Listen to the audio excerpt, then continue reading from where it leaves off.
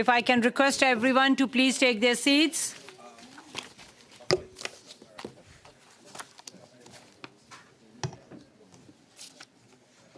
Welcome to meeting number 26 of the Standing Committee on Science and Research.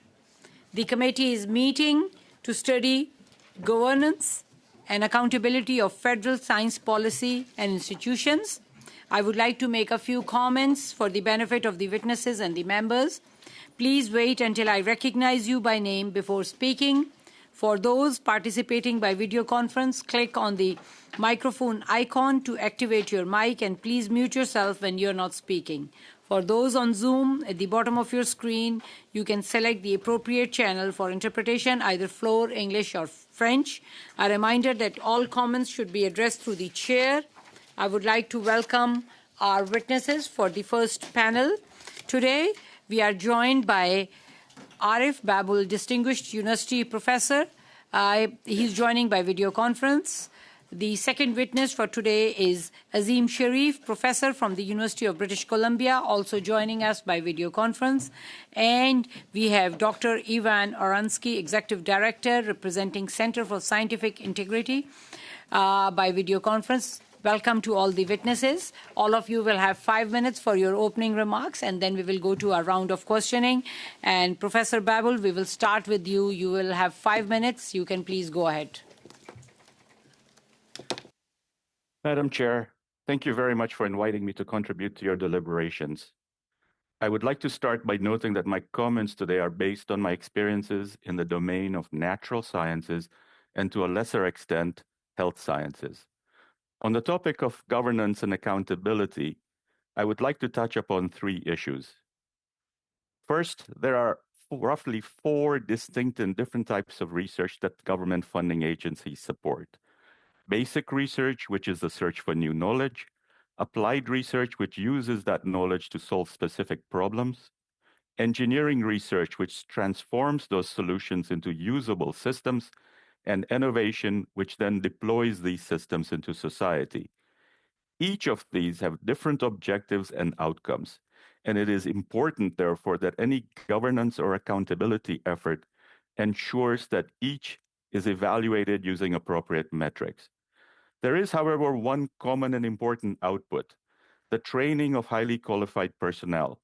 More than 50% of science PhDs now work and drive innovation outside academia. They are in demand not only because they are technology and data savvy, but because they are trained to think creatively and solve complex problems. Second, these 4 areas are an integral part of discovery to innovation ecosystem. To start with, I would like to emphasize the importance of sustaining discovery research because innovation ultimately depends on it. Importantly, only the government is in a position to fund discovery. To that end, Canada's investment in research capacity has not kept pace with costs. The real purchasing power of an NSERC discovery grant, for example, has largely stagnated over the past 2 decades, while research expenses have risen substantially. Consequently, grants today support less research activity than they did 15 to 20 years ago. Third, we must ensure that our discovery to innovation ecosystem operates on a level playing field and is guided by transparent evaluation procedures. On the whole, the current process is well regarded internationally, but there is room for improvement, and this is where this committee can play a role in continuing to push for change that further improves the system. I would like to briefly touch upon 4 areas for your consideration. First, governance must recognize that current evaluation systems that can inherit and amplify past biases. There is substantial evidence that prestigious awards and recognition histories, all commonly used as indicators of excellence, have themselves historically reflected disparities related to gender, race, and other factors. And when these are used in grant evaluations, earlier inequities can cascade forward, affecting funding levels and future competitiveness. Governance framework must therefore examine whether the criteria and indicators used in assessment unintentionally reproduce structural barriers. The objective is not to weaken standards, but to ensure that Canada's research funding system identifies and supports genuine excellence rather than reinforce historical patterns that may obscure it. Second, external assessments of our research systems have noted that it tends to be risk-averse, favoring proposals with incremental outcomes over true innovation, high-risk innovation. From a governance perspective, this underscores the importance of mechanisms that can identify and mitigate such tendencies. Third, fairness requires mechanisms to enhance transparency. Presently, applicants can only challenge procedural issues, not substantive assessment errors. However, evaluators are human and mistakes do happen. Governance systems should consider structured appeal mechanisms as well as additional transparency measures that would enhance accountability. In this regard, the European Research Council's approach is worth considering. Additionally, securing participation of qualified independent international panelists, as has been done by the National Science Foundation in the US for many years, would further strengthen perception of impartiality. With virtual meetings now common, international participation is more feasible than ever. To conclude, a strong science policy is not only about funding decisions, it is about ensuring that the system consistently identifies and enables excellence and innovation. Thank you. Now we will proceed to Professor Sharif. Please go ahead. You will have 5 minutes for your opening remarks. All right. Thank you, Madam Chair and members of the committee. I am a professor in Canada 150 Research Chair of Moral Psychology at UBC. I'm not here to comment on legal or financial feasibility of the proposed monitoring body. Instead, I'm here to describe the psychological factors involved in why such a body might be necessary, how it would be received, and how it might affect the mission of truth-seeking in Canada. One finding from my research is especially relevant. We find that the perception of politicization reduces trust in and support for institutions. And critically, this occurs even for people who share the institution's perceived political orientation. So even liberals distrust institutions they see as liberally biased, and even conservatives distrust institutions they see as conservatively biased. When an expertise-based institution like science is seen as politically aligned, trust doesn't just become polarized, it erodes across the board. And when that happens, truth-seeking in Canada suffers. That politicization can come from two directions. First, externally. When political power over institutions is used to advance contested political objectives or to manage how scientific findings are communicated, these signals cue people to interpret scientific research through their partisan lenses. Science is seen as, depending on one's political in-group, an ally or an enemy, rather than as our shared common ground for truth. But there is internal politicization as well. When institutions blur the line between empirical scholarship and political advocacy, or are perceived to be enforcing political conformity among their ranks, this too erodes trust in our institution. Both of these processes have undermined science in the United States, and my plea is that we avoid walking further down that path in Canada. The reason this is so fragile is rooted in basic human psychology. We are all subject to motivated reasoning and other biases, but it's much easier to see these biases in others than ourselves, something called the bias blind spot. Scientists are just as guilty. Most academics do their jobs in good faith, but we're also overconfident in our ability to detect and correct our own biases. And when we talk mostly to politically like-minded colleagues, we are subject to another well-researched process, the law of group polarization. When most members in a group start out leaning in one direction, the group tends to drift towards greater extremity over time. Left unchecked, groups can drift a long way indeed. Being smart is no protection to this. In fact, because motivated reasoning relies on thinking, the smarter you are, the more powerful it can be. Science has historically managed these human tendencies, not by assuming scientists are unbiased, but by building in proper incentives, norms, and guardrails. Peer review, replication, an environment that encourages disagreement of any idea at any time by anyone, so long as they have the evidence. Science works not just because of the abilities of scientists, but because of the constraints on them. No one likes being scrutinized, but a thoughtfully designed monitoring and accountability body could be useful in protecting these structures and thereby ensuring that Canadian science is both effective and trusted across the political spectrum. But for such a body to strengthen rather than weaken trust among both scientists and the public, its design must carefully minimize both actual and perceived politicization. Any monitoring body should, first, like the Office of the Auditor General, be visibly insulated from day-to-day partisan motives. Mechanisms like multi-party appointment and fixed or staggered terms can help ensure the body neither is nor appears to be politicized. Second, the body should audit procedural fairness and integrity, not adjudicate the merits of particular research projects. It should not try to replace peer review.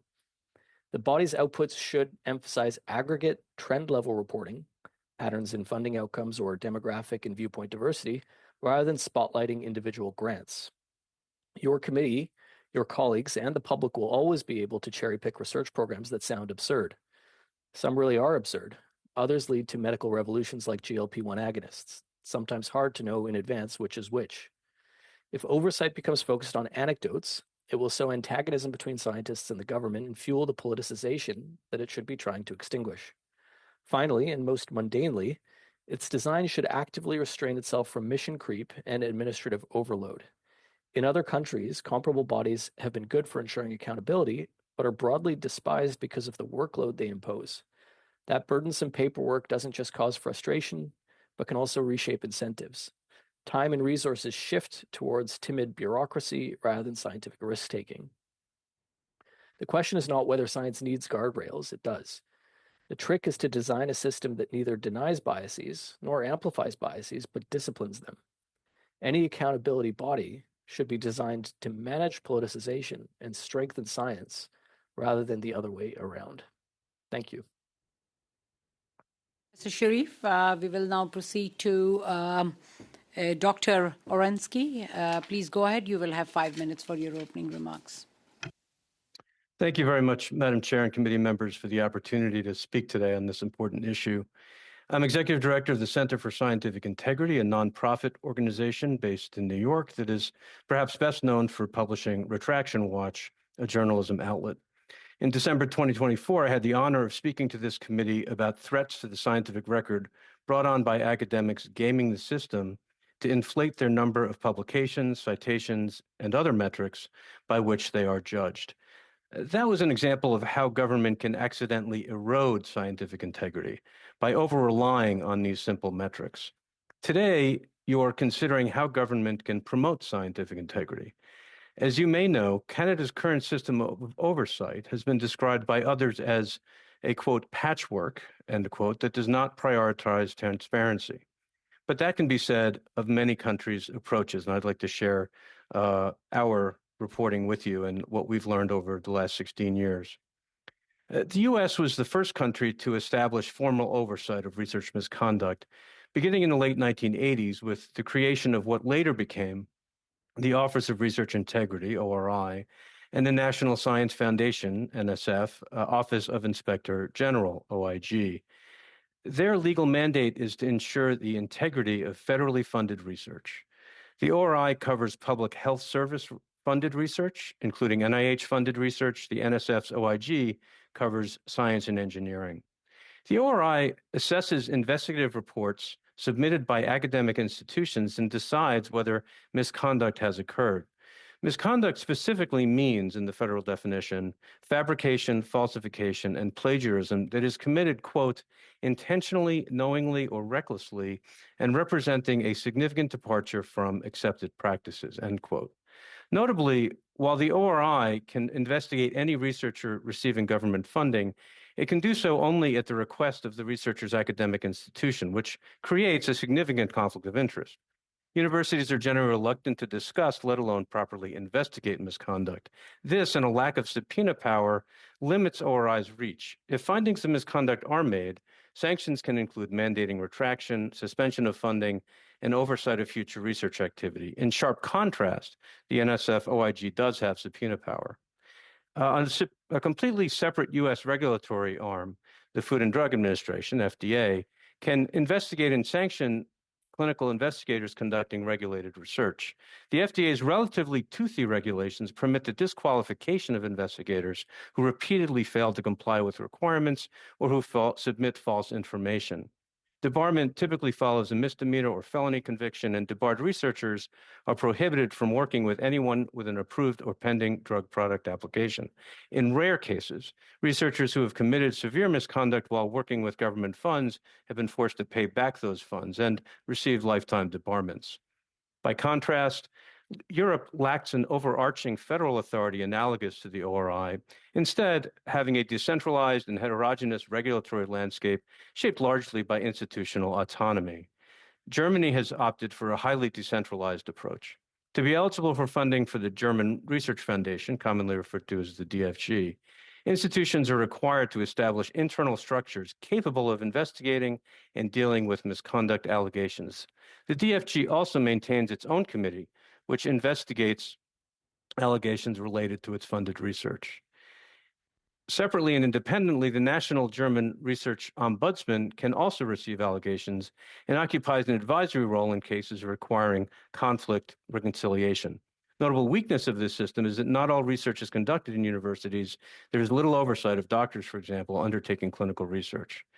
Denmark, Norway, and Sweden maintain the most formalized European oversight structures. All three countries have a centralized agency authorized to conduct misconduct investigations, although the primary burden of regulating integrity still falls on institutions. The UK exemplifies a non-statutory, institution-centered model with no national investigative authority comparable to ORI. Institutions there are expected to handle allegations internally, guided by the Concordat to support research integrity, and supported by research bodies such as the UK Research Integrity Office, which provides guidance but lacks the power to conduct independent investigations or impose sanctions. China has also recently introduced a comprehensive punishment framework for misconduct. I thank you for your time, and I welcome the opportunity to expand on my comments during the Q&A with the committee. Now we will proceed with our first round of questioning of 6 minutes each, and we will start with MP Ho for 6 minutes. Please go ahead. Thank you, Madam Chair. My first set of questions are for Professor Sharif. So you mentioned in your opening statement about the perception of political bias and the politicization of public institutions and how that may erode public trust in our institutions. Could you elaborate a bit more? Are you seeing this trend getting worse in recent years, and provide a few examples of that? Sure. Thank you for the question. So trust in science and in universities in Canada is relatively high. It's higher than it is in the United States. So that's good. There is a difference between how much it's trusted by liberals and conservatives, with conservatives trusting it about 20 percentage points lower than liberals do. In the United States, we've seen that decline for both groups, but decline more sharply for conservatives. So I think that the United States represents a cautionary tale for the direction that things could go if both these external or internal politicization factors are present. So, do you think any, in the last time you were at this committee, you spoke in quite extensively of some of the negative consequences of EDI policies in granting research funding in Canada, and you listed a couple of examples. Do you think that plays any role in that trust? You mentioned, I believe you mentioned about the appointment of a CRC vacancy, and because the pool of candidates was rather limited, then because of this liberal policy of only finding someone from equity-seeking groups, it was virtually impossible. Do you think that plays to that lack of perception of trust? There is some research actually that directly bears on that, which is that a couple of political scientists at UBC ran an experiment where they presented the demographic quota policy related to the Canada Research Chairs. And what they found was that to the group that was presented with that policy, it did reduce trust in the research that university produces. And it did that for both liberals and conservatives almost to exactly the same degree. So I think that is a good example of the fragility of this trust and legitimacy and how it responds to different policies. So yes, for that particular policy, I think that there is evidence that erodes trust. In terms of filling? I can't comment.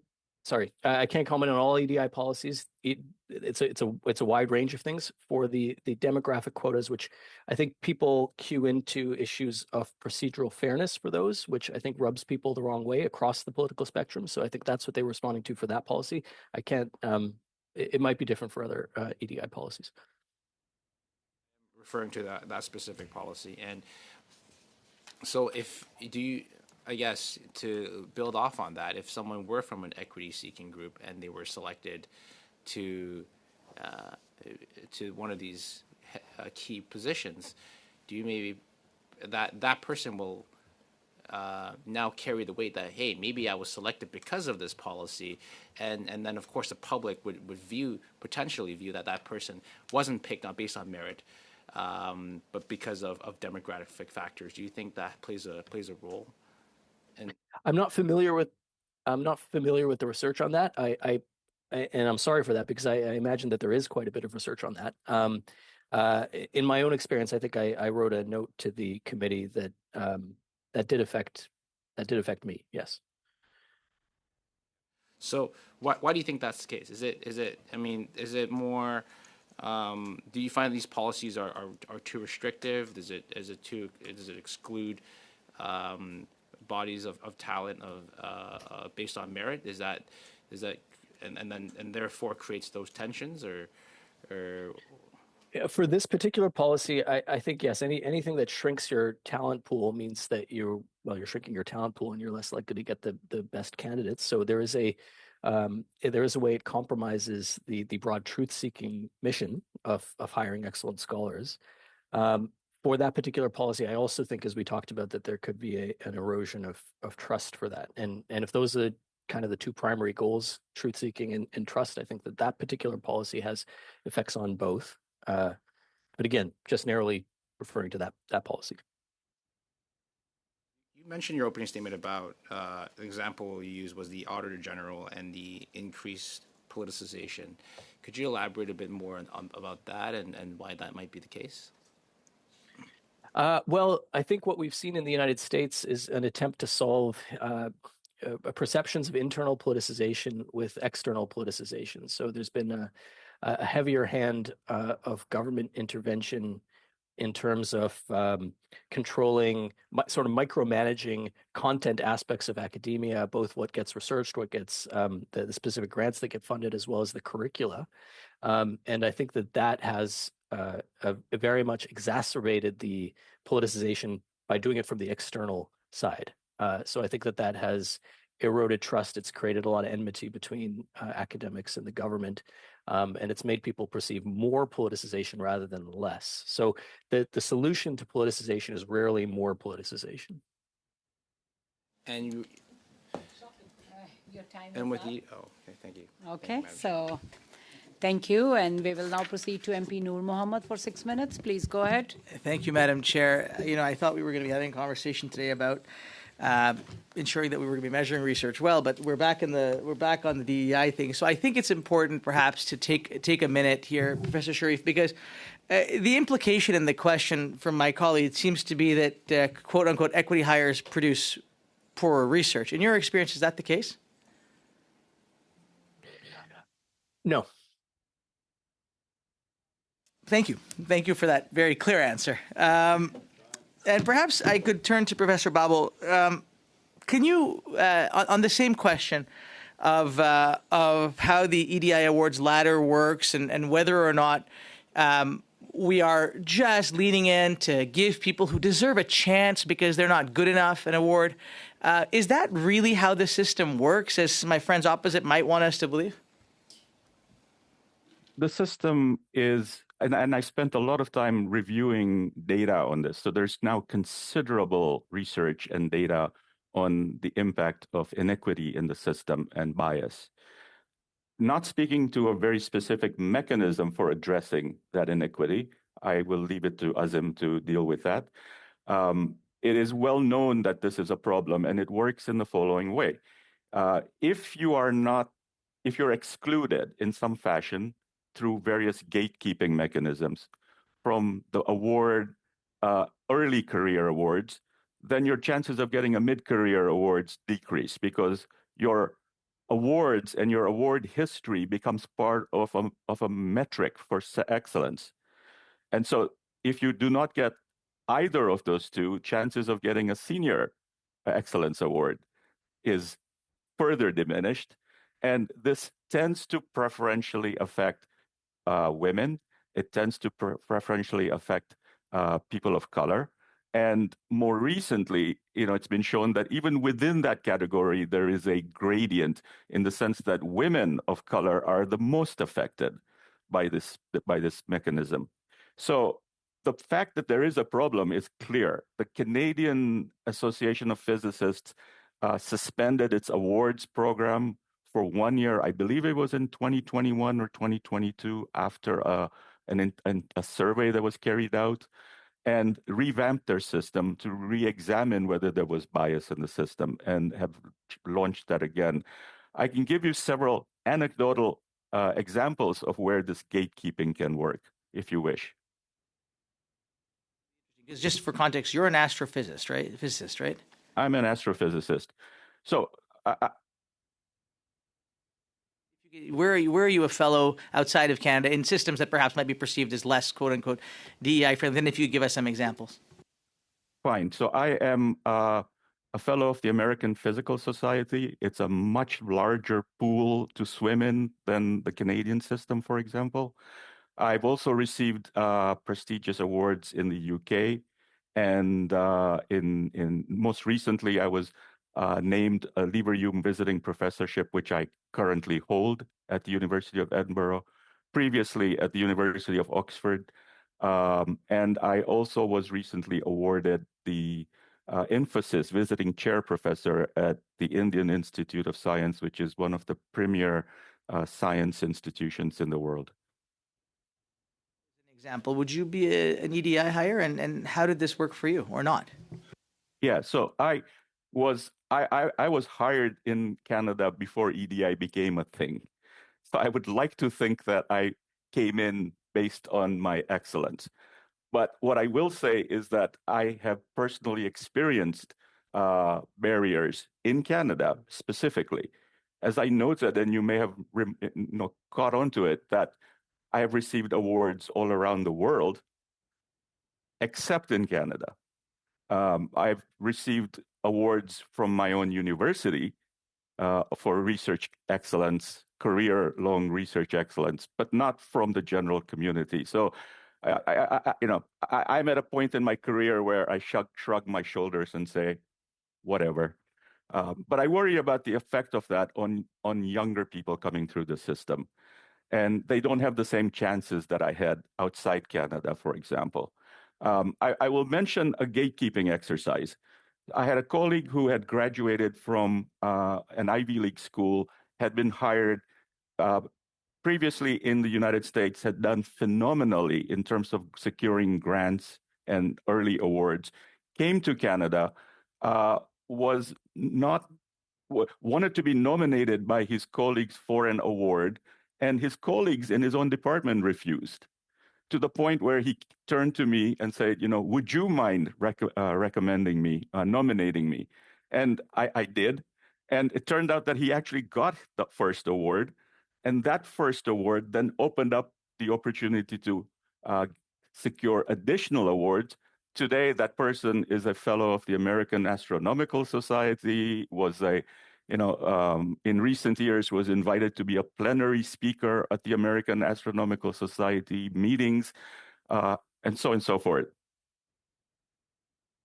An opportunity to be able to apply for something on the basis of their merit, but the door was opened because somebody understood that there are systemic barriers in place that make it difficult for certain individuals to be able to access those awards based on their merit.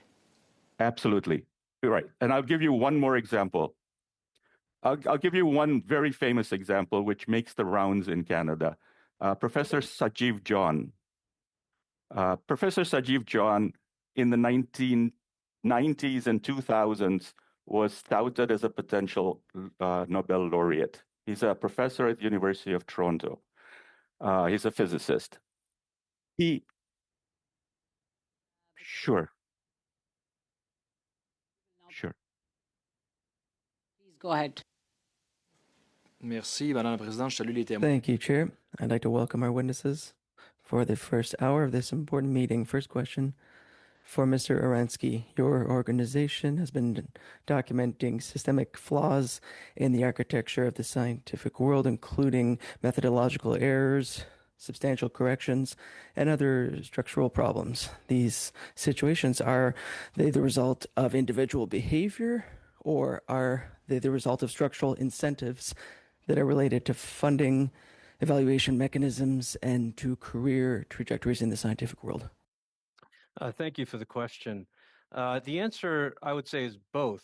In other words, I think that certainly, even though I believe that real change will only come when there are changes to the incentive structure, which I'll detail in one moment, it still requires individuals to obviously take part in behavior that we may find objectionable, or even maybe, to the point of being considered misconduct. The incentive structure, which is quite consistent around the world, although it obviously takes different forms in different places, has been, we believe, responsible for a great deal of the misconduct, of the sort of bad behavior, and even sometimes the sort of unacceptable, well, sort of acceptable but borderline behavior. And that incentive structure is based almost exclusively on what is known, of course, as publish or perish. And really now we think about be cited or perish. So in other words, how many times are your studies or your papers cited by other researchers? And so these turn into metrics. They, for example, metrics known as an H index, which is one measure. Universities and governments are devoted, and I would argue maybe obsessed, with rankings that are based in large part, not exclusively, but in large part on citations. And so what you have is a system that from the top down, and from the top, I really am referring to governments, and in different parts of the world that takes, again, different forms.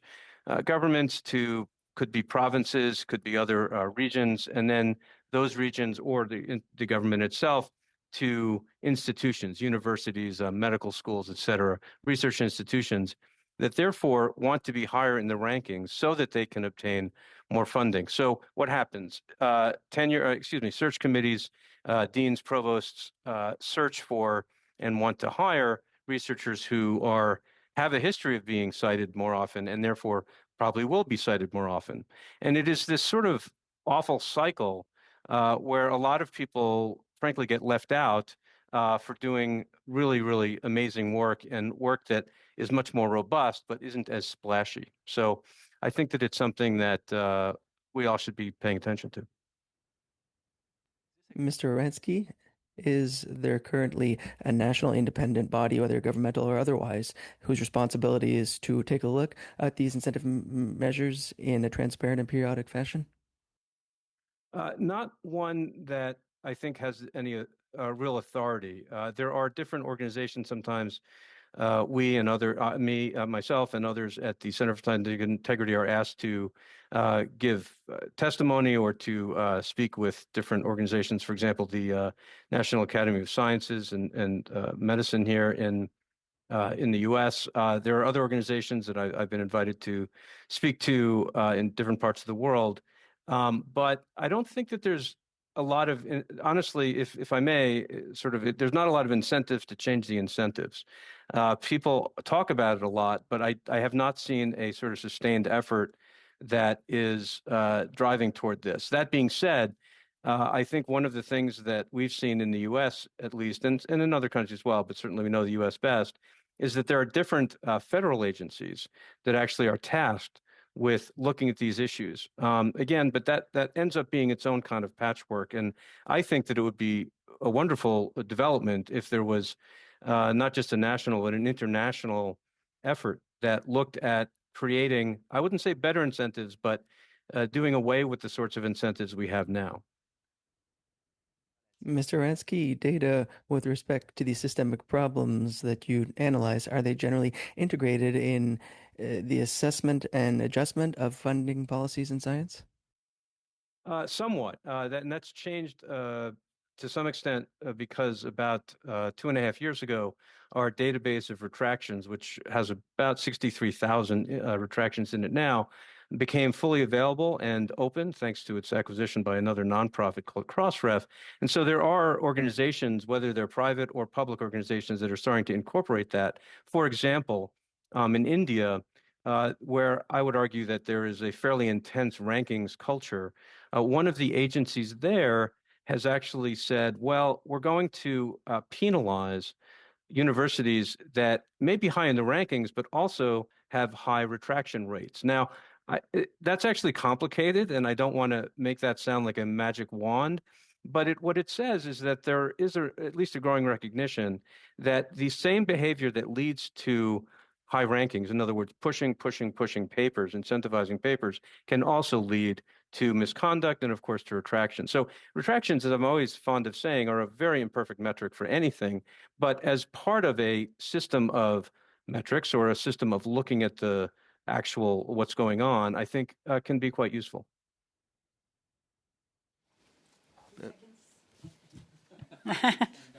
Thank you. With this, the first round comes to an end, and we will now proceed with our second round with MP Baldinelli for 5 minutes. Please go ahead.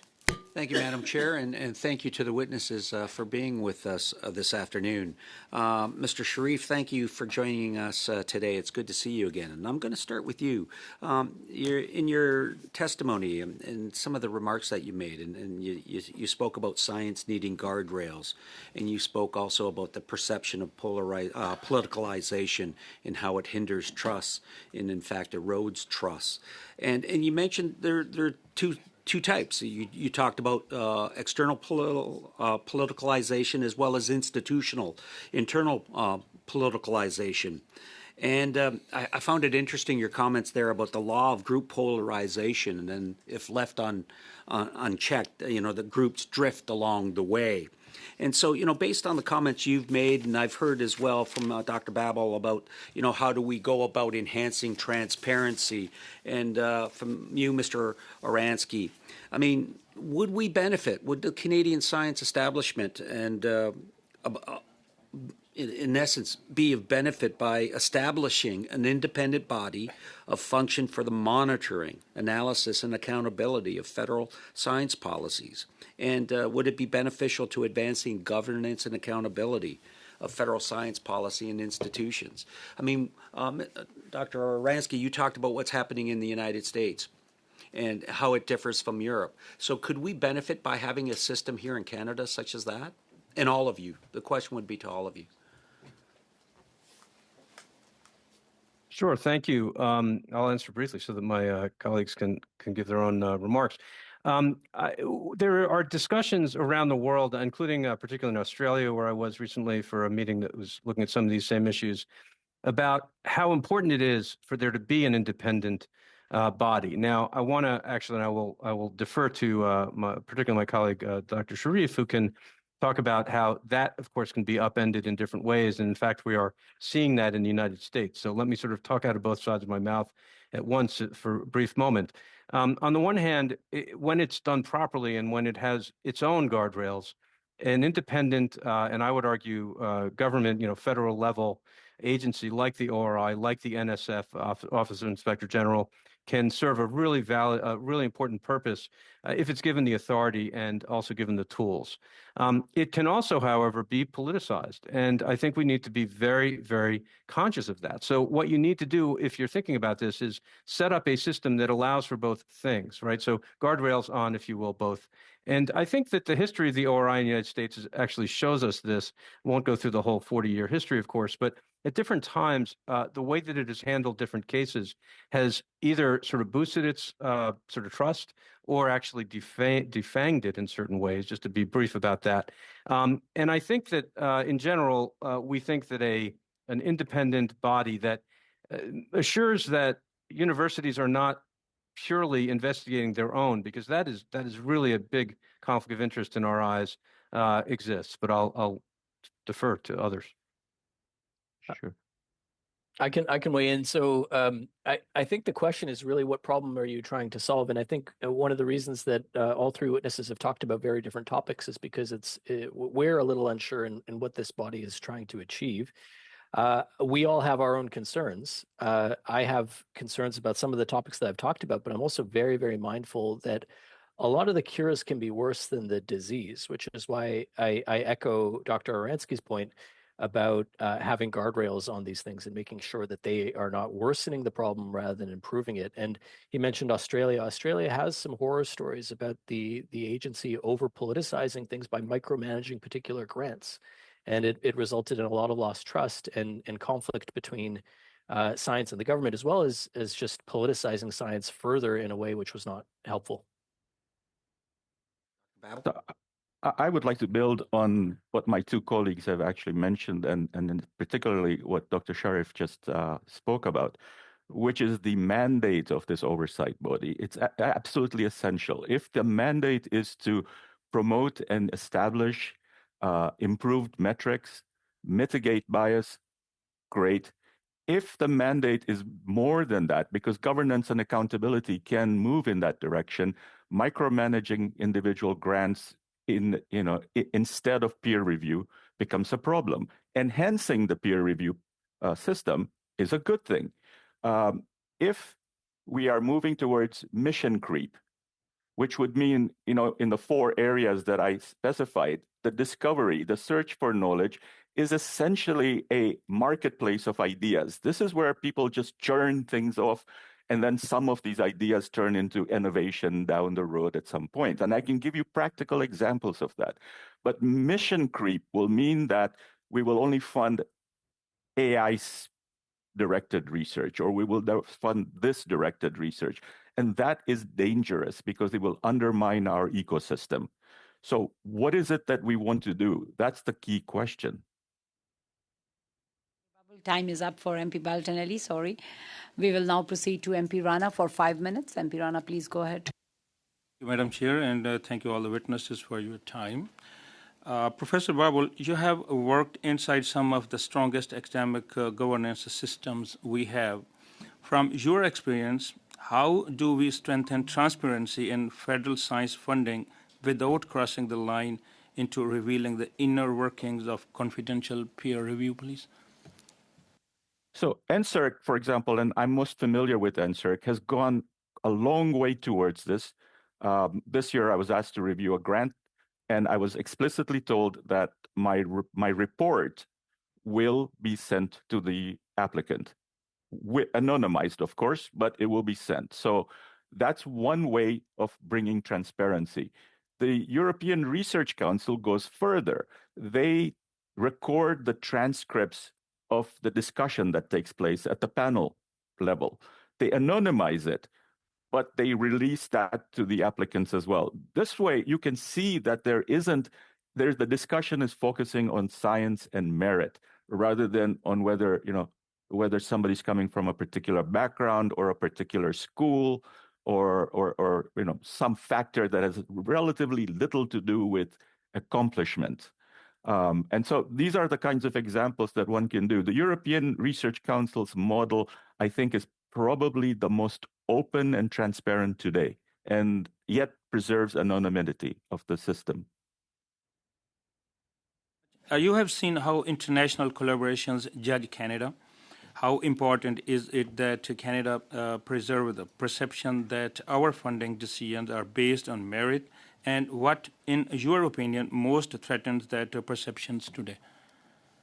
I think the biggest challenge that Canadians face with respect to international partners is less to do with perceptions of bias within the system. This is something that is is much more of an issue internally. From the outside perspective, our biggest challenge is funding. We do not have sufficient funds to be able to hold our own in international collaborations and to play leadership role. And so that goes back to what I had mentioned before. Funding has stagnated over 20 years. In real dollars, we buy less today than what we could achieve 20 years ago. This is true for the discovery grants. This is true for CRC. various reports that had been commissioned by the tri-councils have more or less said exactly the same thing. It really comes down to the fact that do I have the capacity and the human resources to participate fully and carry my weight in an international collaboration? If you had to choose, protect your peer review confidentiality at all the costs or expand data transparency as far as possible, which principle protects Canada's research ecosystem long term and why? Oh, we don't have to choose between those two. There is a well-established middle ground where the transcripts, for example, can be released, the dialogue can be released, but completely anonymized. I had no problems with my report being released to the applicant. I just made sure that I couldn't be identified when I was writing the report. But the main thing is I was being genuine in my criticisms and I was being genuine in my praise. And that's the important thing, that the focus should be on the science. Thank you. Professor Sharif, in the context of research funding, what types of the transparency actually build trust with the public and which kinds unintentionally erode it? I think what Dr. Babu was saying there is accurate in terms of funding, in terms of hiring, recognizing that people are being judged for their abilities rather than for alignment with any political motives is the best way. So transparency is a great incentive for people to maintain that focus. If they know that their conversations, if they know that their decisions are able to be monitored, they will focus on, I think, the right things. And what is the single biggest risk you see for public's trust in Canadian science governance if we get this wrong? It would be to add the external politicization, to micromanage grants, to make it seem like the government is trying to pick winners and losers. Yeah, that again, the path to the U.S. is the cautionary example here. I would encourage us to do anything to not go down that road. Up for MP Rana. We will now proceed to MP Blanchet-Juncker for 2.5 minutes. Please go ahead. Merci, Monsieur Orensky. Les investissements. Thank you, Mr. Orensky. Public investments are significant, billions of dollars per year. When a system funds, assesses, and supervises its own mechanisms, the regulation rate is sufficient to maintain public trust. Yes, I think that there's a conflict of interest sort of no matter how you try and look at a system and sort of assess it or judge it or even hold it accountable. I think that there are other models where again, if you sort of federate this, if there are again, Europe has not gone in this direction, but one might imagine, for example, Europe having a federated system where there is each of the states, each of the nations has their own funding, and funding mechanisms, but in fact also sort of everyone is accountable to one organization. I think that the national. If you look at the example of China, I think this is, I take Dr. Sharif's point about sort of the journey to the U.S. I would also sort of urge against any sort of measures that would take you closer or on a journey to what China has gone through. Now, China is getting, you may have seen many plaudits and sort of is very highly ranked, and people talk about this. There have been stories recently about this. What often isn't mentioned is that China also has the highest retraction rate of any country, except, yes, thank you. I've got to continue with my questions. What do you think about the idea of creating an independent function distinct from the executive as per the Auditor General, which the mandate of which would be to analyze scientific decisions from the government, but also to evaluate transparency and performance? I think it's quite powerful. I think that if you look at the U.S., again, we have two major agencies. I would point to the Office of Research Integrity in terms of the biomedical sciences, the NSF, the National Science Foundation Office of the Inspector General. In an ideal world, those operate independently. They have their own subpoena power. I will unfortunately have to second what Dr. Sharif has said about the U.S. and just express a lot of concern that those organizations are, they've been really struck by they've been decimated, in fact, by the number of people who are working there. And this is in a government that says that it's very concerned about fraud, waste, and abuse. And yet, so I think that, again, I think independence is crucial. And I would urge that the government consider an organization that truly is independent, like an auditor general or an inspector general that would operate that way. We will end this panel with 2 minutes with MP De Ridder and then 2 minutes with MP Noor Mohammed. So MP De Ridder, you will have 2 minutes. Please go ahead. I'd like to start by using my time to put a notice of motion in, please. It's just a notice. You're passing it around now. Thank you, Clerk. That the Standing Committee on Science and Research undertake a study on tent encampments and their intersection with the drug crisis in Canada, with a focus on research gaps, data limitations, and opportunities for innovation. That the committee invite witnesses, including but not limited to federal departments and agencies, academic researchers, public health experts, Indigenous organizations, municipal representatives, and community-based service providers. That the committee hold no less than 3 meetings on this study, and that the committee report its findings and recommendations to the House. Good? Yeah.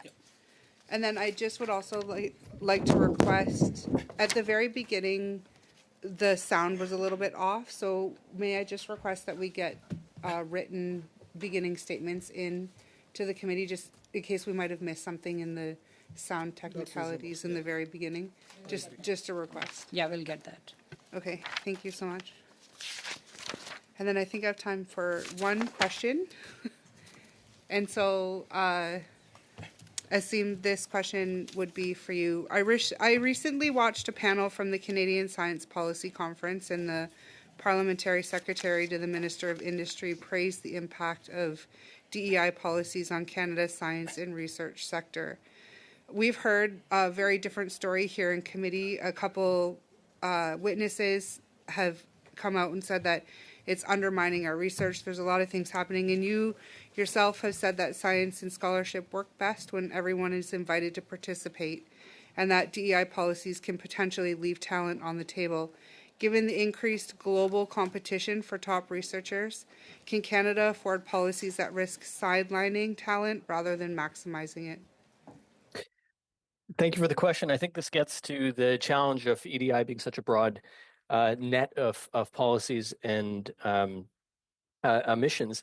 I think it's important to separate 2 things here. One is this issue of removing barriers and maintaining a quality of access.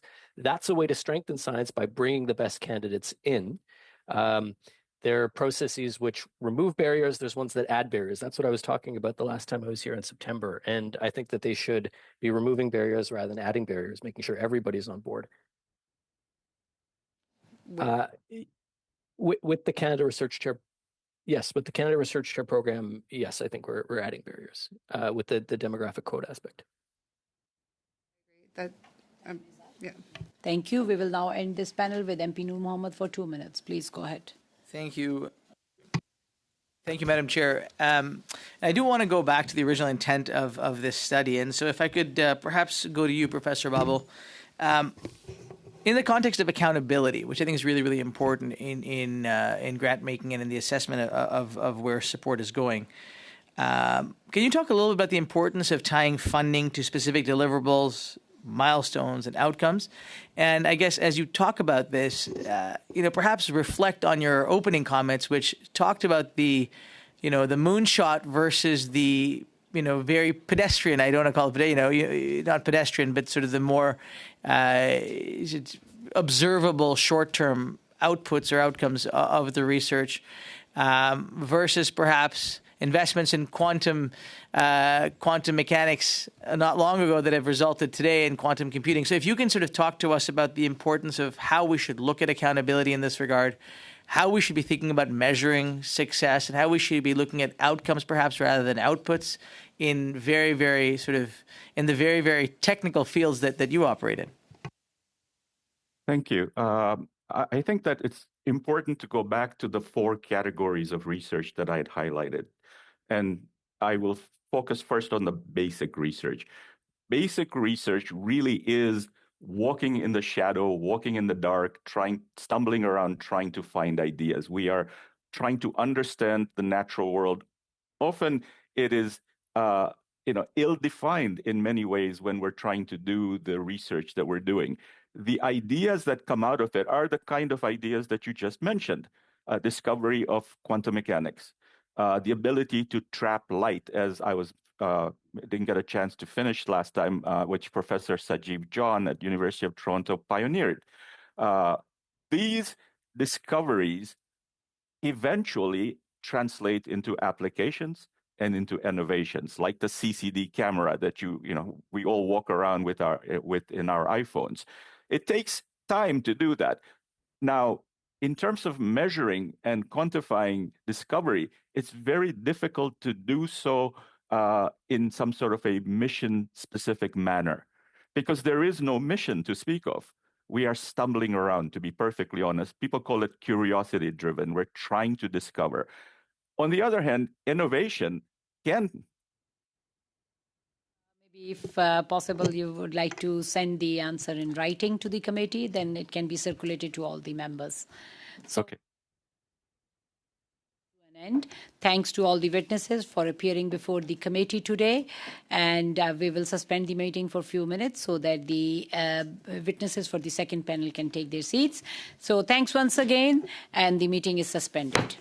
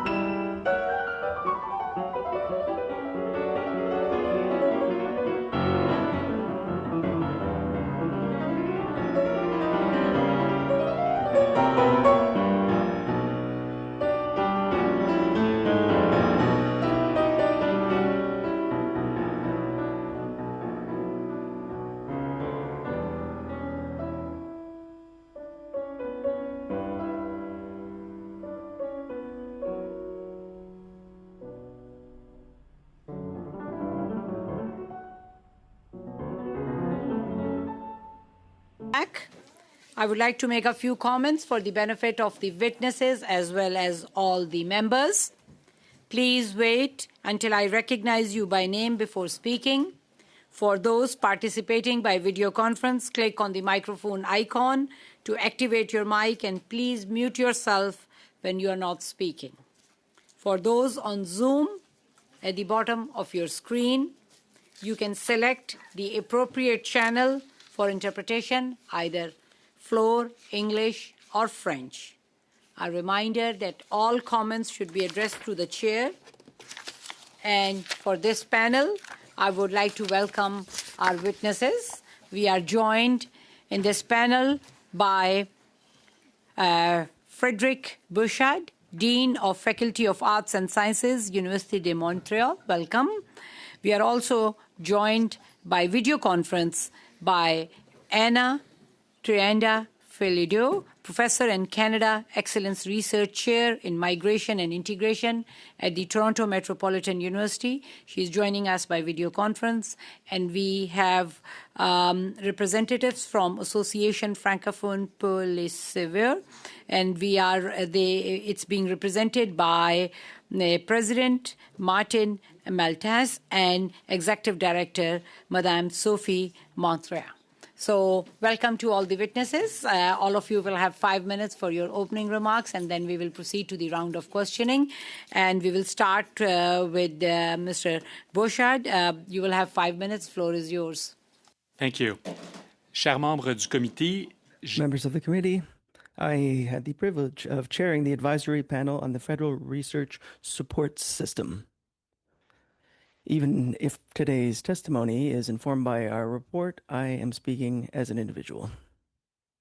Our report was on the governance of funding of research in our country. Many of our recommendations were implemented in Budget 2024. Furthermore, Budget 2025 continues the work to establish a capstone organization whose creation we recommended. Other governments have already done this strategic work and can serve as examples. Quebec has done it with its FRQ and its Quebec Strategy for Research and Investment in Innovation. The United Kingdom did so with its UKRI and its Innovation Strategy, and many other countries are doing the same. Our recommendations had 3 relevant measures. First, the Policy Directorate of the Capstone Agency, then the implementation of a Science and Innovation Council, and finally the creation of a National Strategy for Science and Innovation. Although the current Canadian research funding ecosystem is efficient and well managed, it is fragmented and underfunded. It wasn't designed to support large international or interdisciplinary collaborations, and it lacks the means to support mission-oriented research. Furthermore, there is no coherent governance or strategy to guide its actions. Yet this is exactly what the country needs right now. Across the world, the volatility of international relations and trade is making science a pillar of national interest. We see this in various innovation-based industrial strategies, as we can see in Korea, Japan, or Europe's Draghi report. We see this in how these strategies often support renewed defense commitments.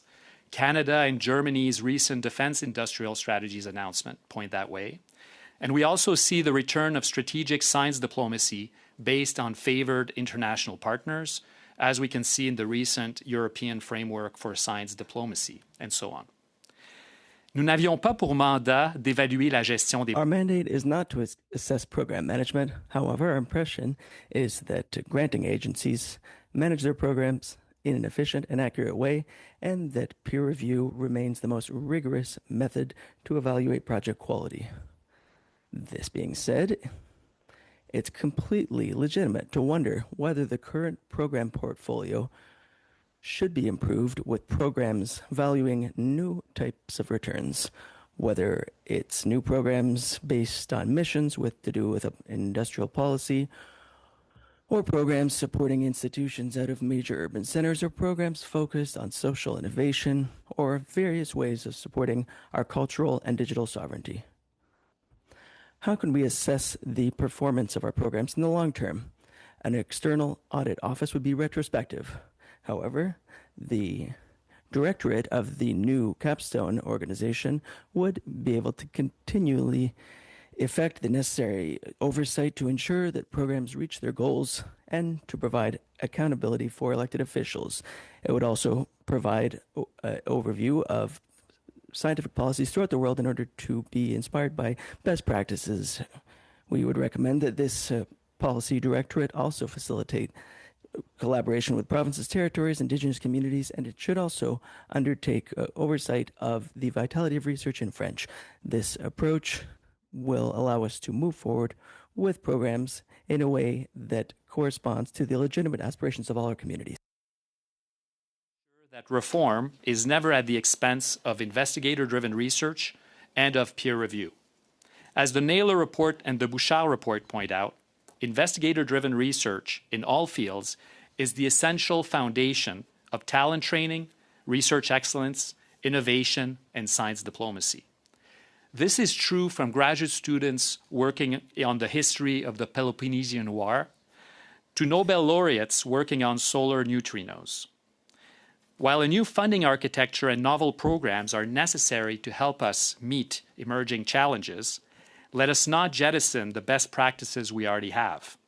Peer review, while imperfect, has remained, since the days of Isaac Newton to today's Donna Strickland and Yoshua Bengio, our best means of assessing research excellence.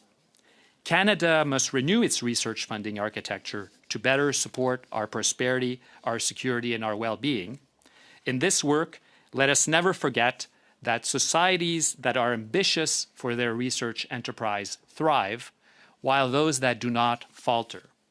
Votre comité contribue au rehaussement de nos ambitions. Your committee is contributing to the enhancement of our ambitions in research, and you therefore deserve all of our gratitude. Thank you. Proceed to Madame Trianda Felidio. Sorry for the wrong pronunciation, if not right. So please go ahead. You will have 5 minutes for the opening remarks. Thank you very much, and thank you for having me. Thank you for inviting me to this committee. I would like, in my role as Canada Excellence Research Chair in Migration and Integration, but also in my role as Scientific Director of a CIFRA-funded program called Bridging Divides, Migrant Integration in the Mid-21st Century, speak a little bit about the internal governance of these programs, their accountability and their impact. And that is how I have interpreted my invitation to bear witness. So I will speak more about Bridging Divides, but a lot of the things that I'll say refer also to the Excellence Chair. My own Excellence Chair was approved back in 2018. I joined TMU in 2019, and it will come to a close next year. So in terms of governance, these programs that are multi-million and very ambitious programs, they're really the jewel on the crown, of the global research. And I come from 25 years of research career in Europe and with international projects, and there is no equivalent to these programs. And I really think they're very important strategically for Canada. So I just wanted to say that our governance has 3 pillars. One is internal, the other is interinstitutional, and the other is external. So we have several levels of committees and internal procedures within our university and within our consortium in guiding and making sure that every decision we take has been consulted with all levels, including from the graduate students all the way up to the most senior PIs. We also engage very much with our vice presidents for research, strategic priorities of the universities that are involved. There is a constant dialogue at all levels, both horizontally and vertically. But we also engage intersectorally with civil society, with government at different levels, with the private sector. Because although, for instance, the programs that I direct are mainly social science programs, we engage very much and we work together with our colleagues from health, from engineering, from data science. In terms of accountability, there is a very close cooperation and oversight from the Tri-Council agency. So there is a dedicated program officer. There's been site visits at the beginning. We're preparing for a midterm review site visit. There is annual financial and scientific reports that are being reviewed, and we received comments. There's a midterm review report, which actually the current CIFREVs are going through, ours and everyone else. And there are people to whom we can address any questions or comments that we might have.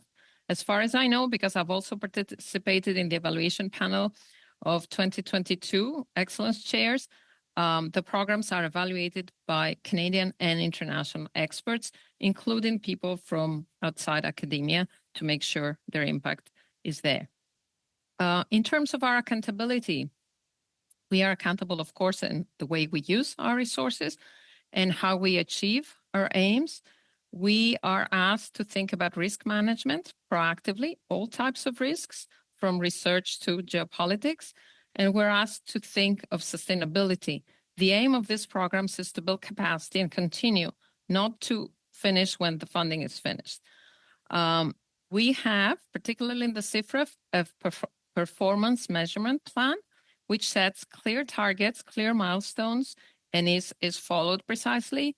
There is, as I said, the constant channel of communication with the Secretariat for any issue that we may need, and certainly there is close oversight. In terms of impact and scientific excellence, which I heard also was the debate in the previous part of this session, certainly there is an assessment of our scientific excellence through, the usual metrics of academic excellence, but also through our recognition at the global level that comes with awards or with invitations to take institutional roles. Then our impact is measured also through our knowledge mobilization. We work, as I said, with governance, with civil society, with the private sector, and usually with all of this together to make sure that our research translates to real impact. I can give some examples of, I'll give it the examples, just give me a moment to say that we were to create a pipeline for the talent of tomorrow. Our mission is for inclusive excellence, and we make sure there's equality and equity of opportunity, and particularly not only for the intersectional difference that exists in Canadian society, but also, for instance, in terms of people who are first generation to go to university, who no talent has to be wasted. And this is very important to create a research talent pipeline. But looking at impact, I just want to give a couple of examples from our program, and I'd be happy to answer questions. Sorry for interrupting. Time is up for you, so maybe you can go and talk further when we go into a round of questioning. So thank you. And with that, we will go to Mr. Maltese for 5 minutes. And I think you are both sharing your time. So please go ahead. You have 5 minutes together. Yes, we will be on schedule. Madame la Présidente. Madam Chair, members of the committee, thank you for inviting us again. In the context of today's meeting, I'm Martin Maltais, President of ACFAS and President in Education Funding and Policies at the University of Quebec at Rimouski. I am accompanied by the Executive Director of ACFAS, Sophie Montreuil. ACFAS has been working to promote knowledge in French and advance the French-speaking scientific community across Canada. We have 6 regional branches throughout the country and close to 6,000 members. We represent a wide range of disciplines and work daily to promote our country's prosperity and scientific influence. Your study on the governance and the accountability of federal science policies and institutions comes at a crucial time. The creation of a new agency integrating the 3 granting councils is a major reform. However, the legislative context has changed. The modernization of the Official Languages Act now requires federal institutions to take positive measures to support scientific life in French. And the regulations currently under review concerning Part 7 of the Act clarify that these measures apply to all government initiatives, the modification of existing initiatives, and measures to mitigate negative effects when required. This obligation is not symbolic. It also applies to the new capstone organization, which will bring together the 3 councils. The future organization cannot be linguistically neutral. It must incorporate explicit and measurable targets to ensure the preservation of our nation's identity and the full economic prosperity of each of its members. Dans le contexte actuel, In the current context, where 23% of Canada's population is francophone, we are proposing that at least 25% of federal grants be provided in each of the major disciplines: natural sciences and engineering, health, social and human science, to researchers who are francophones, universities which are francophone in nature, or to French-speaking students. This would be a concrete lever allowing us to reach true equality between official languages, and it is an issue of economic prosperity. This proportion needs to be assessed publicly by each discipline and integrated into the new accountability mechanisms of the new organization. And so we're saying clearly, it's not only legitimate, but necessary to better understand and better formalize the allocation of public funding in research. Transparency, accountability, and strategic consistency are essential for public trust, as well as for Canada's international credibility. Ensuring the complete vitality in science of both official languages in a context of strategic renewal of our international and economic relations is an opportunity that we must seize. Furthermore, scientific governance cannot be limited to the funding phase, and therefore we are looking very much forward to the report from the advisory panel on the creation and dissemination of scientific information in French, the report which will be made public in March. This governance also needs to have to do with the dissemination of results. We would invite you to ensure that funding criteria include an obligation, or at least a strong incentive, to make research results available in both official languages and in all disciplines. People sometimes claim that humanities and social sciences are less necessary or useful. But let us be clear. The current context of disruption, in which we are facing challenges in terms of security, digital and scientific sovereignty, demographics, environments, defense, the ability to distinguish between truth and false, and maintaining trust between nations, make it no other choices than to continue investing in all scientific disciplines. L'ACFAS se tient prête à collaborer. ACFAS is ready to work with you and ready to answer your questions. Thank you. We will proceed with our first round of questioning of 6 minutes each, and we will start with MPD Ritter for 6 minutes. Please go ahead. Thank you, Chair. Dr. Bouchard, these questions are going to be for you. So SHRED is one of our largest programs, roughly around $4 billion per year. We've heard testimony in this committee about half of those SHRED dollars, about $2 billion, goes towards companies that claim to be Canadian in name only. Effectively, we're subsidizing large foreign internationals. It sounds a little bit like philanthropy to me. To you, where does the accountability lie in the management of these programs to ensure taxpayer dollars are going towards Canadian firms instead of foreign firms like the U.S., for example? Thank you. Thank you for the question. So SHRED tax credits were beyond the purview of our committee report. We did hear a lot about SHRED tax credits because a lot of universities have intensive R&D activities with Canadian companies, so it did come up multiple times. I can't address the details of your question, but let me just point out that given the very high participation of small and medium enterprises in Canada, and the fact that many of them have a difficulty attaining SHRED tax credits, whether, so the question of country of origin is beyond my expertise, but just the structure of the Canadian economy, SHRED tax credits are not accessible or difficult to obtain for SMEs, which are a large part of the Canadian economy. So when looking at the innovation portfolio and how to better support innovation for Canadian companies, it'd be important to think about instruments that are designed or work very well with Canadian SMEs. And that, SHRED tax credits do that to some extent, but probably a revised approach to supporting innovation for SMEs is warranted, and helping them to have R&D projects with universities and colleges, because a lot of the HQP comes from those universities, polytechnics, colleges.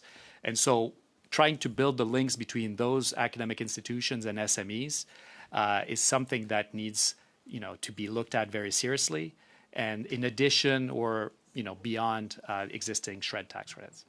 I agree completely. There's definitely a missing link between the SMEs being able to commercialize, where applied research could do a better job of that. And right now, only 3% of funding is going to the colleges compared to the universities, where they do more of the applied research side of things. Do you think that that percentage needs to increase?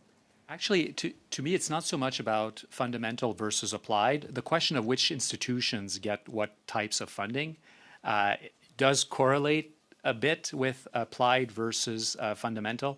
But actually, to me, the main issue is privileged access to HQP, to highly qualified personnel, even more than IP. So people, in some sense, inventions are great, inventors are better. And Yeah, so focusing sure. on the people instead of the intellectual property is a way that we could increase the connections between a greater diversity of academic institutions and SMEs. I think I'm going to challenge you a bit on that, because intellectual property is very important to making sure that we maintain the commercialization here in Canada. And when we partner through the universities, we're seeing that 87% actually of our IP is going to foreign multinationals instead of staying here in Canada. So while I agree that we need talent, we have to ensure that we're also retaining our IP and making sure that we're commercializing in Canada. Do you think the government's doing a good job of that right now? So I don't have enough information to address that. I did not want to suggest that IP wasn't an issue or that control of IP wasn't an issue. For a lot of SMEs, the issue is getting top-notch talent and to do productivity gains, so it may not translate into patents or new commercialization product, but in enhancing the capacities of those SMEs. And this is done via talent more directly than acquisition of IP. But the IP question is fully legitimate. It's just I can't address it in further details. I respect that. I'm going to switch gears a little bit right now. I do think that funding research is a very important step to innovation. We spend over about $10 billion annually in research, but we see limited commercialization from that here in Canada.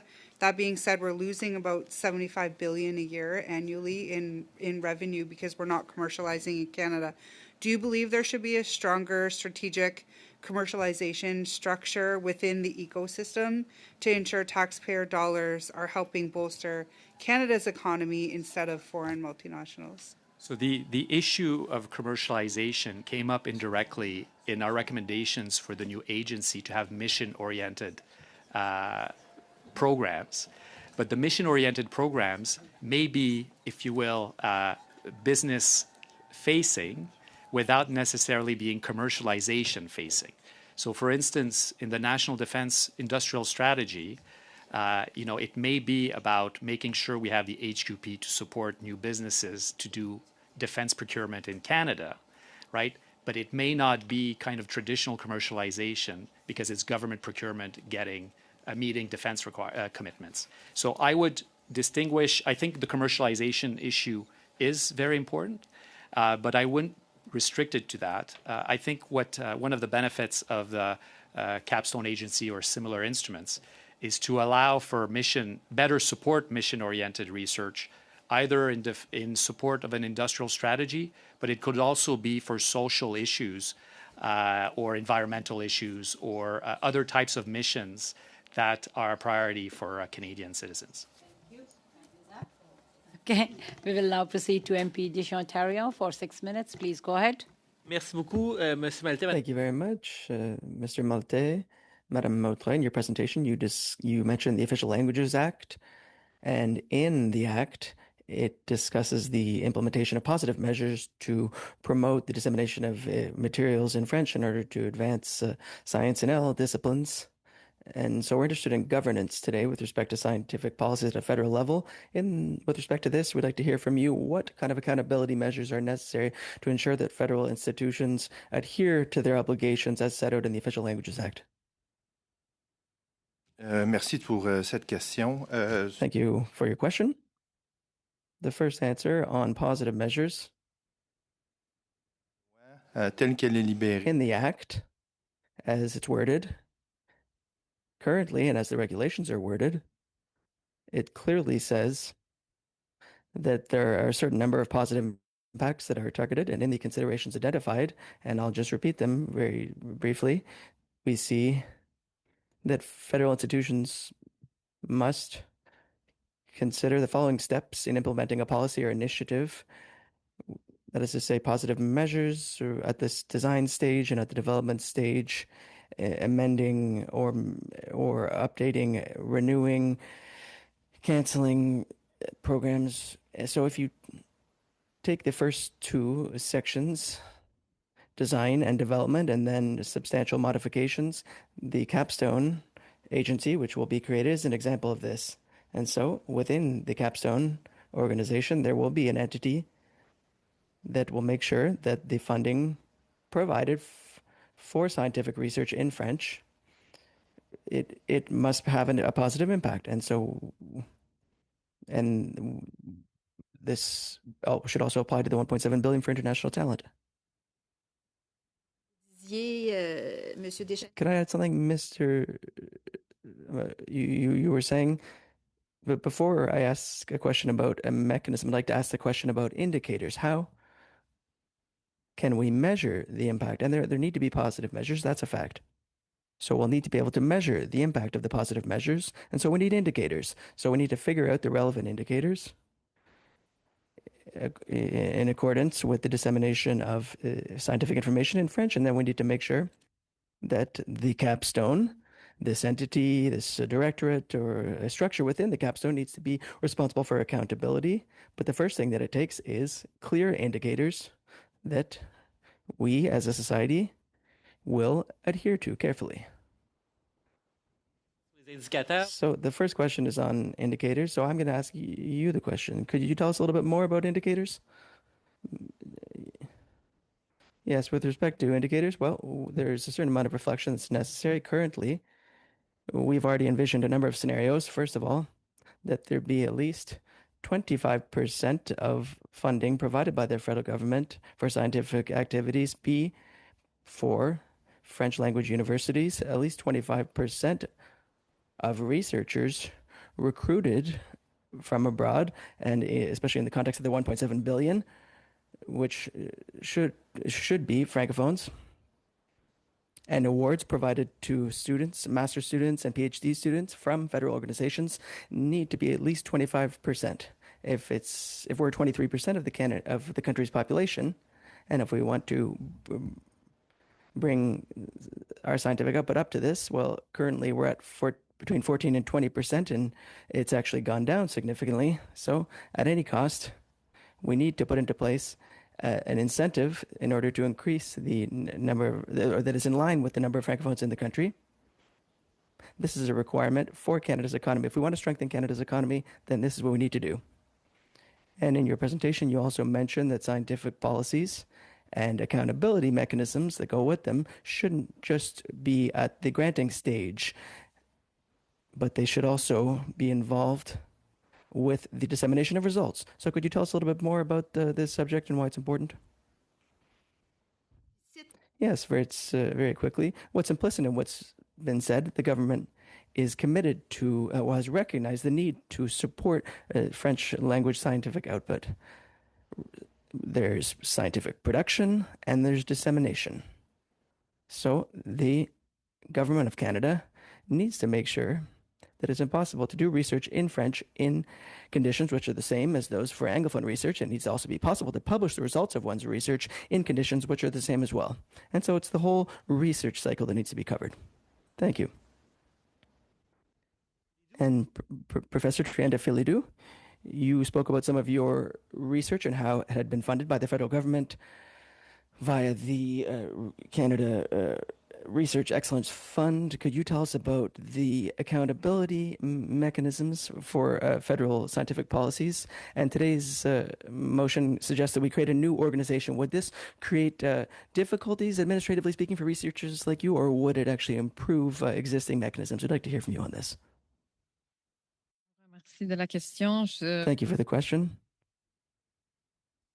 I can tell you about my personal experience and the experience of Toronto Metropolitan University. The structure that exists works very well, but that doesn't mean that we don't need another organization that could bring this effectiveness to a larger scale. And the funding that I received is interdisciplinary. So what we're trying to do is not to translate everything, but to actually engage in knowledge dissemination in both English and French, because we believe that is true bilingualism. That is to say, having knowledge disseminated in both languages with the same level of vitality. And we will now proceed to MP Blanchet-Janka for 6 minutes. Please go ahead. Merci. Première question pour. Thank you. My question is for Mr. Bouchard. In your report, we can see that the federal support system is fragmented and it's sometimes disconnected.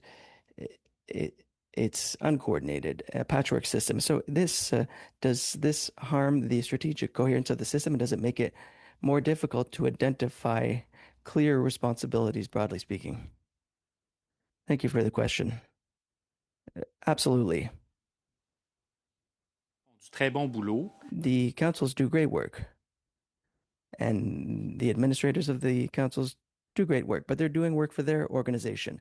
There is cooperation, but of course everyone is in Ottawa. We work together for the common good, but there's no overall strategy which underlies their action.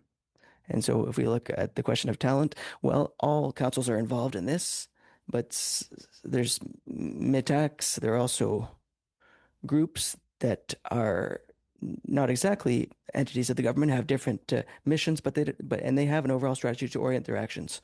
So yes, the Capstone organization is supposed to resolve these issues, but there's also the Innovation Council and the idea of having an innovation and science strategy, which would allow us to have shared goals, and they could be the goals that were mentioned by our colleagues here. A national strategy would allow us to identify cross-cutting goals, and it would ensure that the various organizations, whether they're unified or not, will be able to reach their goals. So you're talking about the absence of a strategy. So today, there's no entity, no body responsible for having an overall overview of federal support for research. Well, there are people who are interested in the ecosystem, generally speaking. A very simple example, the IRSC or CAIHR has to do with healthcare, and then there's ISED, there's the Department of Industry, and of course they have discussions, but these are two departments which in some way supervise the most significant investments in research and innovation, and this is without taking into consideration the FCE, which is whose portfolio is similar to the federal one, but then there's CFAR, MITACs, Genome Canada, Brain Canada. So there are all these organizations which are essential for the ecosystem and which at the current time are not coordinated in the context of an overall strategy. In your 2023 report, you also recommended the creation of an independent advisory body to assess the sector and to provide results publicly. And this is what's being proposed with the Capstone Agency. So concretely speaking, should this organization play a strategic assessment role, coordination, which would be cross-cutting in nature, or even both of these things in the context of accountability for scientific policies and federal scientific institutions? Well, I understand the reason for creating this entity. Elected officials need to ensure that we are respecting the public interest. Prospectif. But it can't necessarily do the most prospective part of what's needed to be done. So we're not necessarily against the creation of this organization, but the major advantage, in our opinion, is that it would be done internally within an agency. And on one hand, elected officials will be able to ask them questions at any time based on whatever happens to be going on. But this would also allow us to make sure that programs evolve in a more agile manner when there are legislative changes, whether it's on the Official Languages Act or other acts. Well, how long does it take before it's actually reflected in programs themselves and criteria and indicators? And we believed that doing it within an internal directorate would allow us to be more responsive in order to move forward more quickly with programs. And you spoke about the Naylor report, and then there's your report from 2023. So the successive reforms that have been announced are adding up, and yours is being assessed, or is yours going to be receive an overall assessment, or are you using just sector-based or internal assessments? There's not necessarily going to be an independent evaluation of your reform. So how can we avoid coming up with the same conclusions over and over again?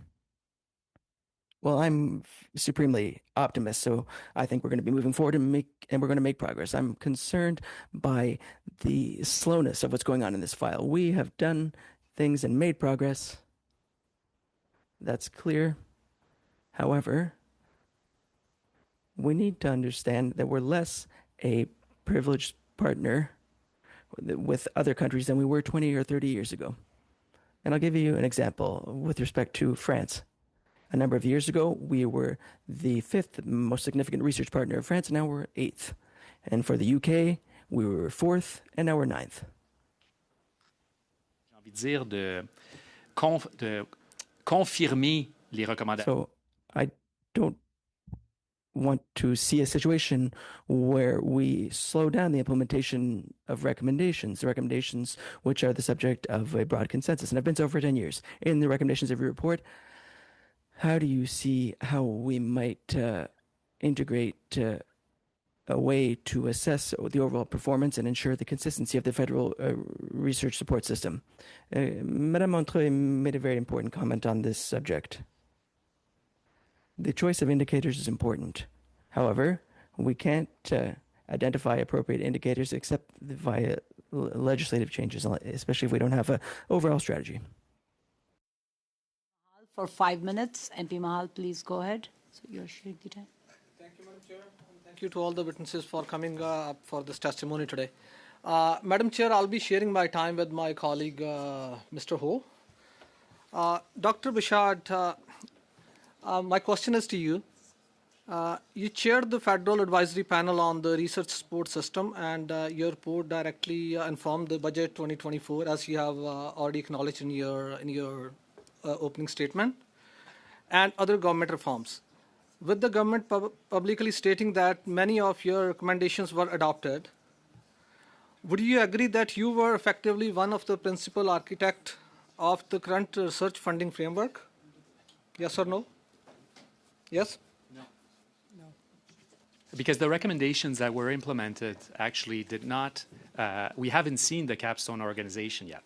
So the funding recommendations that were made have been made since 2017. So actually we were confirming on the funding side recommendations that were made before. But actually in some sense, the most important recommendations for us haven't been acted upon. Doctor, did you not just say that the recommendations were adopted in the 2024 budget? I said some recommendations related to graduate training, so catching up for graduate student funding and for a beginning of increase in the councils. And actually, they did announce that they wanted to work on the capstone organization, but we haven't seen that reform yet. From a scale of 1 to 10, how many recommendations were adopted and how many were not adopted? I'd say the most important ones were announced but not yet enacted. So it's not. So to me, the recommendation 1 was the creation of the capstone agency. It hasn't been created yet. only one recommendation has not been created. Well, it's no, not just one, many ones, but it's just, I don't want to begrudge. I mean, significant investments were made, and the research community was very thankful for that. But the recommendations we were made in terms of a research support system were organizational in nature, and they haven't been enacted or announced yet. They've been announced that they would work on it. From a layman's standpoint, Yeah. is it fair to say that you were substantially involved in that report, and the government has in fact implemented that report and budget to a very length? No. So the key recommendations haven't been enacted. So they were announced, but the work hasn't been. It's not been public, and I haven't been involved in developing the capstone agency. So if they were not adopted, did you follow up with the government that why your recommendations were not adopted? So I ask on a regular basis. So how are we on capstone? So I do ask the question on a regular basis. I am encouraged that it is still it's still on the table. I mean, it was announced in the 2025 budget that the work would be pursued, but it hasn't been. I don't know more than what has been announced in the budget. Thank you. Madam Chair, I'll seize my time to my colleague now. Okay, 1 minute and 45 seconds. Yeah, you can keep going, Jack. You can keep going. It's fine. Sure? Yeah, you can keep going. Okay, you can keep going. Just keep going. Now, please, 1 minute 29 seconds left. Okay, my next question to you is, Dr. I'll stay with you, Dr. Bouchard. Since the budget 2024, we have seen the creation of new advisory bodies, plans for capstone funding organization, large spending announcements, but very little in the way of simplified governance, measurable outcomes, commercialization success. Given that this reflects part of your blueprint that you offered in that budget 2024 report, do you accept the responsibility for how the system is now being implemented by the government? No. And why not? Because I'm not the minister. Basically, I'm an expert, and we've made recommendations. We consulted with close to 1,000 people in Canada and with other jurisdictions. We made our recommendations. Some of them were acted upon, especially for the increase in graduate student funding and some increase in the councils. So are but you suggesting the organizational recommendations, they were announced that they would work on it, but we haven't seen yet the exact nature of it. So it's too early. Ask me the same question. I'll be able to answer if they act upon those recommendations. I'll be happy. Once we see it, I'll be happy to take credit for it. What do you if think it corresponds to our recommendations? Interrupting time is up, MP Mahal. Thank you, and we will proceed to MP McKelvey for 5 minutes. Please go ahead. Thank you, Madam Chair. My question's for Dr. Bouchard. Capstone. So I was wondering if you could speak to what you think some of the key objectives should be, but also earlier panel spoke to the risks of politicization. There we go, politicization, and how do we ensure that we can bring forward Capstone and keep the politics out of it? So thank you for the question. So the lacunas that we observed in the current ecosystem, there was the fragmentation. There was a difficulty of legibility for international partners of who can they work with or how they can build big collaborations with Canadian scientists. There was a worry that interdisciplinary research was difficult to support in the current setup. It's not a lack of goodwill of the actors, but just the funding instruments are not designed to support interdisciplinary research. And one of the big things missing, which is becoming more and more important, is the mission-oriented research.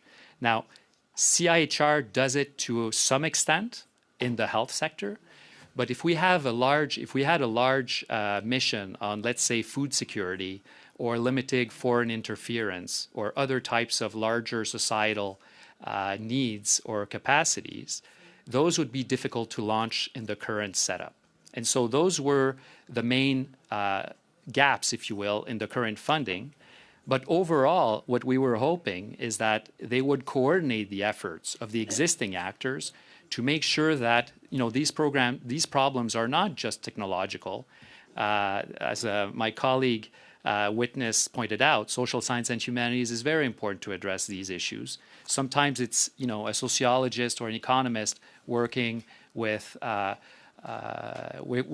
engineer, working with public health to identify how to establish food security. It's relatively difficult to do it right now, and the Capstone organization was designed to do this. I must say that with the increase in our defense commitments and with industrial strategies that will be adopted to support it, it becomes supremely important to have such instruments, if only to put the money from industry and universities together for a shared project. So that was kind of there were other aspects to it, but that was the general setup, is we needed some sort of quarterbacks to make sure that the whole team would move forward on the field. And how do we keep the politics out of it? Oh, sorry. I apologize for that. Well, we're all humans, so I guess there's always politics. But no, more seriously, the importance of basically peer review and committees. This was addressed earlier, but actually, the batting average of scientists and peer review is very good. It is imperfect and it is perfectible. But basically, if you've got peers, you have to give them clear criteria, and the programs have to be well designed. To me, that's a separate issue. But if you give them the right criteria and the right program designs, you have external assessment that says this is good, this is bad. And then a lot of the grants are actually assessed via committees. So committees then from people across Canada, from scientists across Canada, and oftentimes with also international experience, see these reports and says this can work and this may not work. And this is the gold standard in science across the world. As was pointed out in the previous panel, transparency can be increased, can be improved. I mean, there are various means of improving it, but it's not a bad way to determine what good science. The same way, I'm wearing a cast right now, right? I ripped my Achilles tendon. Well, I want my orthopedic surgeon to give me advice. And when I want second advice, I want to ask another orthopedic surgeon. I don't want to ask, an engineer. You want the experts to assess which projects are the ones with the highest quality. I'm not sure that I have time, but you said them quite quickly, so maybe you could repeat them. You had 3 key recommendations or measures. The first was Capstone. The second was something on science and innovation. And there was a third. Could you just repeat what were 2 and 3? So, yeah, thank you. So a national strategy. So right now, it's difficult to determine if the system is performing at the level we want or not, because it's not obvious what the goals are at the system level. So we know individual programs, what their goals are, but we don't have an overall architecture determining what are the objectives. Is it regional development? Is it commercialization? Is it patents? Is it HQP? Is it, right? So depending on what you choose in terms of science policy, then you adopt indicators to see whether you have progress. Quebec has Stratégie québécoise de recherche et d'investissement. Sorry for interrupting, Mr. So it's Bouchard. possible to have such indicators. Thank you, MP McAlvey. We will now end this panel with MP Blanchet-Janca for 2.5 minutes. Please go ahead. Thank you, Chair. Question for Mr. Malte. Is there a structured mechanism allowing us to assess the efficiency of incentives for French language science in light of the obligations set out in the Official Languages Act with respect to the flourishment of the French language? The simple answer is no. Donc, si cet épanouissement If this flourishing implies a long-term assessment of the French language science, would it be sustainable if it is based on one-time measures as opposed to a long-term follow-up structure? Of course, we need a structured assessment mechanism. Anyone who uses indicators would tell you that. So perhaps an independent function for accountability and for analysis, would it allow us to have a long-term assessment of this flourishing?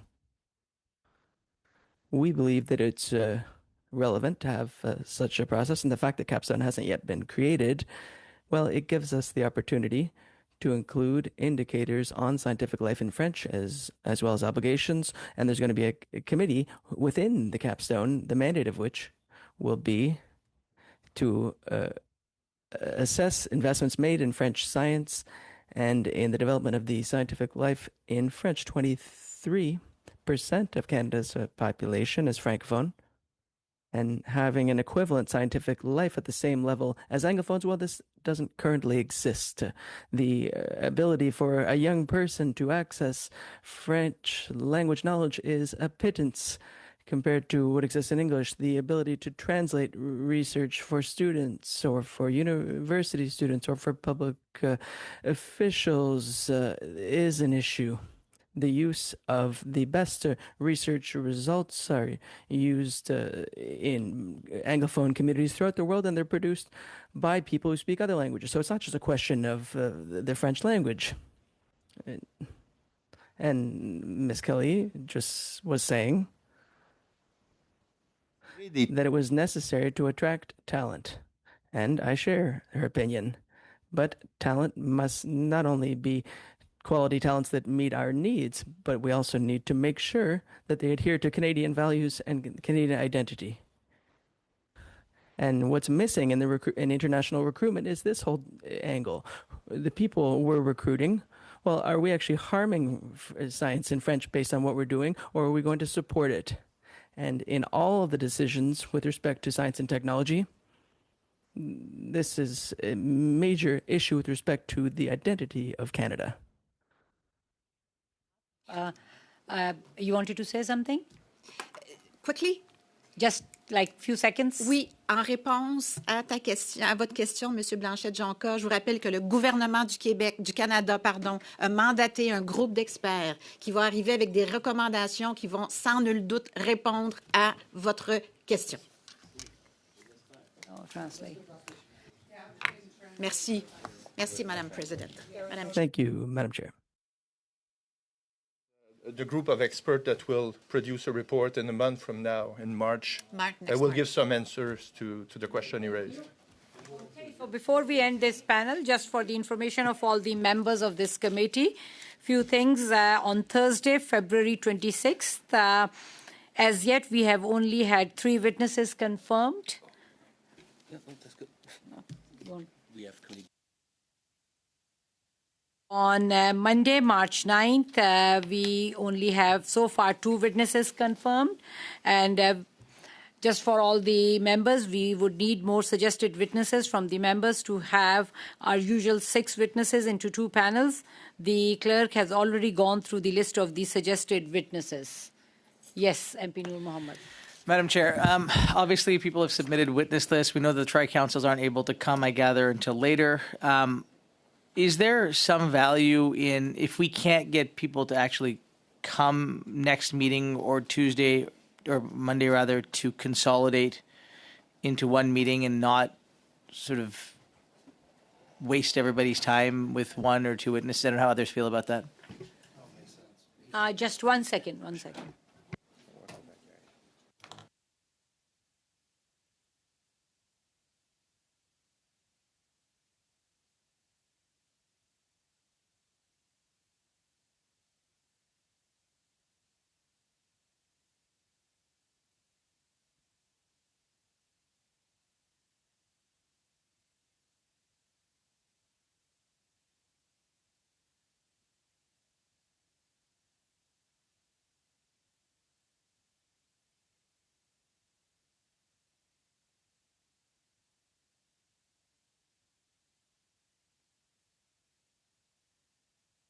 Yes, sorry, MP Noor Mohammed.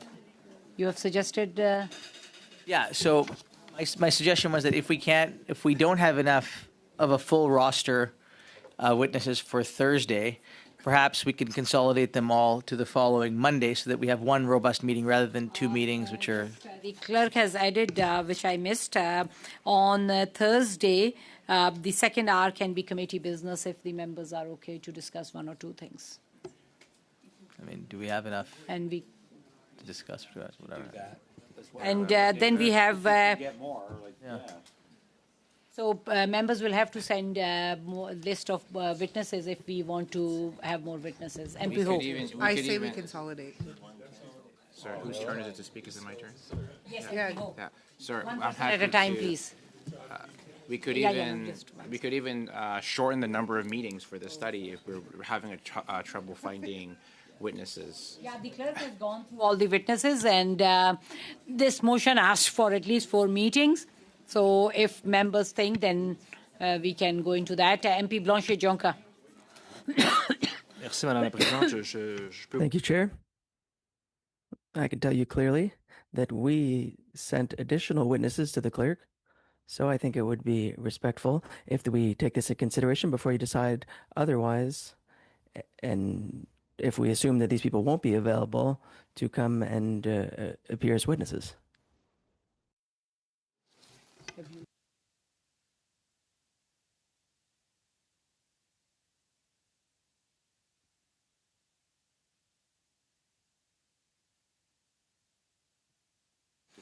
Yeah, so are you sending some list of more witnesses before the end of the day today? Can we discharge the witnesses? Sorry, thank you. Thanks for saying that. Thanks a lot to all the witnesses for appearing before the committee and contributing towards this study. So if you desire, you can leave. Yes, MP Blanchet-Jonca. Madame la Présidente, oui, effectivement, c'est déjà... Madam Chair, it was already sent to the clerk. We have a list of witnesses. There's no issue. I think that we can continue with this study. Sorry. I thank you, Madam Chair. If the clerk's already contacted the witnesses, it looks like he's gotten the full list, and if those witnesses can't make the time to appear, I think it would be prudent to shorten this study by maybe a meeting or two, so that we can continue the important work that this committee has to do on other studies and subjects of interest.